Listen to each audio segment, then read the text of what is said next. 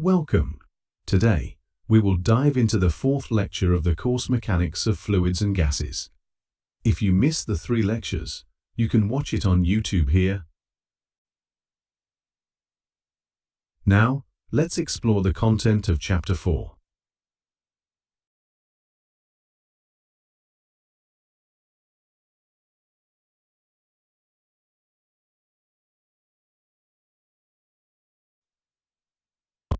I have provided the text of my lecture below. Feel free to pause the video at any point to better follow along and enhance your understanding. If you need clarification, you can easily return to any specific section or paragraph. In this chapter, phenomena in the medium are considered from a macroscopic point of view, that is, the internal structure of gases and liquids, and their microscopic properties are not studied. These problems are the subject of research in another branch of physics, molecular physics. Macroscopicity means that any small volume of liquid or gas is considered to be large enough in the sense that it contains a large number of molecules. Therefore, if one speaks of an infinitely small volume, then it is understood that the volume under consideration is small compared to the entire volume that the liquid or gas occupies, but much larger than the intermolecular distance. In fluid and gas mechanics, the laws that are valid for dropping liquids also apply to gases, when the compressibility of the gas can be neglected. When studying the laws of equilibrium and motion of a liquid in applied mechanics of liquids and gases, the motion of molecules is not studied, and the liquid is considered as a continuous medium capable of deforming under the action of external forces. A liquid, like any physical body, has a molecular structure. The distance between molecules is many times greater than the size of the molecules themselves, and corresponds to from 1 nanometer to 10 nanometers, and the value-free path of gas molecules at atmospheric pressure is 100 nanometers. Therefore, liquids and gases are perceived as continuous media, having a discontinuous structure. This circumstance allows us to introduce the continuity hypothesis, that is, to apply a model that has the continuity property.